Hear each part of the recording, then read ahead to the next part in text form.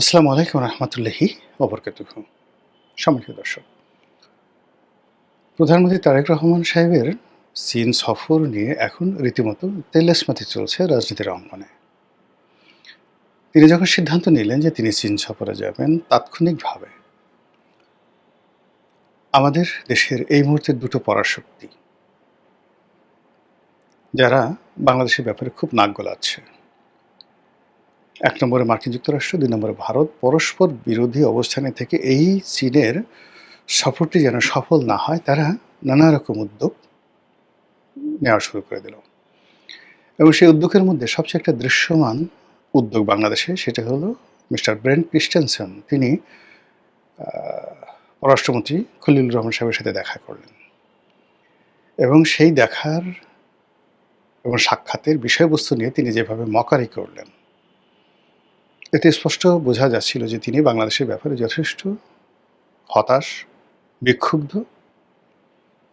এবং তার এই বিরাগের কথা তিনি জানাতে গিয়েছিলেন খলিলুর রহমান সাহেবকে। দ্বিতীয় যে বিষয়টি দেখলাম, যে প্রধানমন্ত্রী তারেক রহমান সাহেব যেই সময়টিতে বেজিংয়ে থাকবেন, ঠিক সেই সময়টাতে চীন সরকারের দ্বিতীয় গুরুত্বপূর্ণ ব্যক্তি, চীনের পররাষ্ট্রমন্ত্রী, তিনি সঙ্গত কারণে সেখানে থাকবেন। আমাদের পররাষ্ট্রমন্ত্রী যাচ্ছে, কিন্তু ওই সময়টাতে ভারত কী করলো, কৌশল করে পররাষ্ট্রমন্ত্রীকে দিল্লিতে নিয়ে এলো, চীনের পররাষ্ট্রমন্ত্রী জয়শঙ্করের সাথে বৈঠকের জন্য। অথবা চীন কৌশল করে তার পররাষ্ট্রমন্ত্রীকে সেখানে পাঠিয়ে দিল। ফলে এই যে বৈঠকটি, এই বৈঠকটি থ্রু মোফা পররাষ্ট্র মন্ত্রণালয়ের মাধ্যমে যে প্রোটোকল হয়, সেই প্রোটোকল দিয়ে যে হয়নি, এটি আমরা স্পষ্ট বুঝতে পারছি এখন। তো দ্বিতীয় যে ঘটনাটি, সেটা হলো যখন তারেক রহমান সাহেব গেলেন, আওয়ামী লীগের যারা লোকজন আছেন, বিএনপি বিরোধী শক্তি যে আছেন, তারা সবাই বলাবলি করলেন যে আরে গেছে গেছে গেছে, কিচ্ছু হবে না, একেবারে ওখান থেকে খালি হাতে ফিরতে হবে। দ্বিতীয়ত ওখানে মানে শি জিংপি, তার সঙ্গে তার দেখা হবে না, কথাও হবে না, বড় জোর হ্যান্ডশেক হতে পারে। যা হোক, পরবর্তীতে যখন দেখা গেল যে না, প্রেসিডেন্ট তাকে যথেষ্ট সম্মান দিয়েছেন, মানে আমাদের প্রধানমন্ত্রীকে সম্মান দিয়েছেন, তাদের মধ্যে বৈঠক হয়েছে, সৌহার্দ্যপূর্ণ কথাবার্তা হয়েছে, বাংলাদেশের সাথে সম্পর্ক নিয়ে মিস্টার শি যে বক্তব্য দিয়েছেন, সেটি এখন রীতিমতো ভাইরাল। যা হোক, সেইভাবে আওয়ামী লীগের লোকজন মোটামুটি ৬-৭ ঘন্টা চুপ থাকলো। এ কী হলো? তাদের যে নেত্রী চীন সফরে গিয়ে তার সর্বনাশ তিনি ডেকে নিয়ে এসেছিলেন। আর বিএনপি যে কথা বলার চেষ্টা করেছিলেন যে শেখ হাসিনার যেখান থেকে শুরু, মানে শেষ, এই চীন দিয়ে শেখ হাসিনার শেষ হয়েছে, সেই চীন থেকেই তারেক রহমানের শুরু হলো। বিশেষ করে চীনের প্রেসিডেন্ট যখন মেনশন করলেন যে তারেক রহমান সাহেবকে তৃতীয় জেনারেশনের, থার্ড জেনারেশনের ঐতিহ্যবাহী একটি রাজনীতির ধারক বাহক বললেন। অর্থাৎ তিনি প্রধানমন্ত্রী, তার মা প্রধানমন্ত্রী, তার বাবা প্রেসিডেন্ট। তো সে অর্থে শেখ হাসিনা দ্বিতীয় জেনারেশনের, তার কাছে শুধুমাত্র বঙ্গবন্ধুর লিগেসি রয়েছে। তো সেক্ষেত্রে যদি আভিজাত্য ধরেন, যেটিকে বলা হয় অ্যারিস্টোক্রেসি, তো সেই আভিজাত্যের প্রাচীনত্বে তারেক রহমান সাহেব এক ধাপ আগানো, এক জেনারেশন আগানো।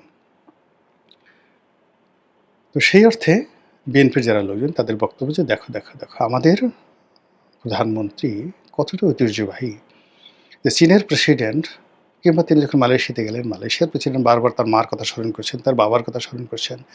কিন্তু শেখ হাসিনা যে বিদেশে গেছেন কখনো, তো তিনি তো সেই লিগেসিটা ধারণ করতে পারেনি। এর কারণে বঙ্গবন্ধুর সঙ্গে যাদের খাতির ছিল, তারা সবাই মরে গেছেন। আর শেখ হাসিনার যে বয়স প্রায় 78 ইয়ার্স ওল্ড নাও, তো তিনি বিশ্বের যে কজন বয়স্ক বা বয়স্কা রাজনীতিবিদ আছেন, তাদের মধ্যে শীর্ষতম। ফলে তাকে নিয়ে স্মৃতিচারণ করার, তার বাবাকে নিয়ে স্মৃতিচারণ করার ঘটনা ঘটেনি। তো সেই অর্থে শহীদ প্রেসিডেন্ট জিয়াউর রহমান, বেগম জিয়া, তাদের যে উত্থান, তাদের কর্মজীবন, এই সব মিলিয়ে এখন এই রাজনীতিতে যারা আছেন অনেকে স্মৃতিচারণ করতে পারছেন। সেই অর্থে চীনের যে প্রেসিডেন্ট, তিনিও স্মৃতিচারণ করলেন, এবং এটি নিয়ে বিএনপির যারা লোকজন আছে, তারা তো মহা খুশি। এতটা খুশি যে এখন তারা বলার চেষ্টা করছে যে দেখো দেখো দেখো, যে শেখ হাসিনা চীনে গিয়ে তার পতন ডেকে নিয়ে আসলেন, সেখানে গিয়ে আমাদের নেতা, আমাদের দল কি পর্যায়ে সফল হয়ে গেল। কিন্তু এটাও আবার বেশি, মানে 6 ঘন্টার বেশি স্থায়ী হলো না। এখন যারা আওয়ামী লীগের লোক, তারা আবার মুখ খোলা শুরু করেছেন। তাদের বক্তব্য হলো যে চীন কি দিয়েছে, যে সকল আলাপ আলোচনা হওয়ার কথা ছিল সেগুলো তো একটাও আলাপ আলোচনা হয়েছে, বা যে সকল সমঝোতা স্মারক স্বাক্ষরিত হয়েছে, এগুলো তো কোনো গুরুত্বপূর্ণ কিছু নয়। এই মুহূর্তে বাংলাদেশের টাকা দরকার, সেই টাকা তো চীন দিচ্ছে না। তিস্তা ব্যারেজ নিয়ে একটা টু শব্দ চীন করছে না, অথচ এটি নিয়ে যদি চীন একটু বড় কথাও বলতো, অ্যাটলিস্ট ভারতকে চাপে ফেলা যেত। এখন তো ভারতের যারা লোকজন রয়েছেন তারা 32টা দাঁত বের করে তারপরে শেষে উলুধ্বনি দিবে। ওই যে জিহ্বা বের করে, মানে হিন্দুরা যেভাবে উলুধ্বনি দেয়, ওভাবে 32টা দাঁত বের করে উড়ু উড়ু করে উলুধ্বনি দেবে, যে গেলা গেলা গেলা, তিস্তা প্রকল্পের কি হলো, হই হই রই রই, তিস্তা প্রকল্প গেল কই, হই হই রই রই, চীনের হাসপাতাল গেল কই, হই হই রই রই, চীনের সেই সামরিক বিমান ঘাঁটি গেল কই, হই হই রই রই, চীনের বস্তা ভরা টাকা গেল কই। ভারত এখন বলবে, এখন ঘুরে ফিরে দাদাদের দিনকাল, এরকম আওয়ামী লীগের লোকজন বলা শুরু করে দিয়েছে। এটি নিয়ে আমি যখন আজকের দিনে ভিডিওটি করছি, এখনও পর্যন্ত বিএনপি তারা মুখ খুলেনি। তাদের যে সমস্ত সরকারি বক্তব্য আসছে, সেই সরকারি বক্তব্য খুবই পরিমিত, সংযত, এবং সরকারের পক্ষ থেকে এরকম আহামরি তেমন কোনো কথা বলা হয়নি। ফলে এখানে যে বিষয়গুলো এসছে, যে চীন যে সিল্ক রোড নির্মাণ করতে যাচ্ছে, সেখানে মায়ানমারের মাধ্যমে বাংলাদেশে একটা করিডোর চাচ্ছে, সেই করিডোর দিয়ে চীনের পণ্য সরাসরি বাংলাদেশ থেকে চীনে যাবে মায়ানমার হয়ে, আবার মায়ানমার হয়ে চীনের পণ্য বাংলাদেশে আসবে বাই রোডে কুনমিং হয়ে। এরকম একটা সমঝোতা স্মারক MOU যে প্রস্তাবটা এখন করা হয়েছে, এটা শেখ হাসিনার জামানাতে স্বাক্ষরিত হয়েছে। তো কাজে এটা নতুন কিছু নয়। আবার চীনের যে কথাবার্তা, প্রথম যখন মিস্টার শি বাংলাদেশে এলেন নজিরবিহীনভাবে, তারপরে শেখ হাসিনা গেলেন, ওই সময়টাতে আমরা শুনেছিলাম যে চীন বাংলাদেশের অবকাঠামো উন্নয়নে $40 বিলিয়ন তারা দেবে পর্যায়ক্রমে। $40 বিলিয়ন তো দূরের কথা, চীনের $4 বিলিয়ন সরকারের পক্ষ থেকে আসেনি। কাজে যে সকল বিষয় আসে সেটা হলো তাদের প্রাইভেট সেক্টর থেকে প্রকল্প সহায়তা হিসাবে বিভিন্ন প্রকল্পে চাইনিজ কোম্পানিগুলো ব্যবসা পেয়েছে, এবং এই অর্থে চাইনিজ ব্যাংকগুলো তাদের লোন দিয়েছে। যেমন পদ্মা সেতু আমাদের অর্থায়নে টাকা হয়েছে। এই কাজ উঠিয়ে নেওয়ার জন্য চীনা কোম্পানিকে সরকার নিয়োগ দিয়েছে, আর চীনা কোম্পানি সেই কাজগুলো করার জন্য চীনের ব্যাংক থেকে লোন নিয়েছে, এবং সেই লোনের গ্যারান্টার হয়েছে বাংলাদেশ। ফলে ওই যে কোম্পানিগুলো কাজ করেছে সেগুলো সরাসরি কৌশলে বাংলাদেশের উপর এসে পৌঁছে গেছে। এই হলো মূল ঘটনা। কিন্তু চীন সরকার সরাসরি বাজেটারি সাপোর্ট হিসেবে বাংলাদেশকে একটি ফুটো পয়সা দেয়নি। তারা এখানে প্রত্যেকটা ক্ষেত্রে তারা একই কাজ করেছে। যেমন দেখা গেল যে এক্সপ্রেসওয়ে হয়েছে, মেট্রো রেল হয়েছে। তো এখানে চীনা অর্থ যেই প্রক্রিয়াতে আসছে, সেই প্রক্রিয়াতে তারা সবসময় তাদের দেশের কমার্শিয়াল ব্যাঙ্কগুলোকে, অ্যাজ ইট ইজ বাংলাদেশের সোনালী, জনতি, অগ্রণী ব্যাংক, তারা বিনিয়োগ করেছে। এস আলম দুবাইতে একটা কাজ করছে, এরকমভাবে তারা সেই কাজগুলো বাংলাদেশে করেছে। কিন্তু তারেক রহমান সাহেবের সাথে যেটা দরকার ছিল, যে চায়নার সরকারের পক্ষ থেকে একটা এইড বা সাহায্য, যেভাবে তারা পাকিস্তানকে দিচ্ছে, কিন্তু পাকিস্তানকে অত্যন্ত কঠিন শর্তে ঋণ দিয়ে আগামী মোটামুটি 100 বছরের গুলামিতে চীন যেভাবে আবদ্ধ করে ফেলেছে, এতে মোটামুটি পাকিস্তানের সেনাপ্রধান যতই ফিল্ড মার্শাল হোক না কেন, তার যে গোপন অঙ্গ, সেই গোপন অঙ্গ এখন বেইজিংয়ের হাতে। চাপ দিলেই তার আয়ু শেষ।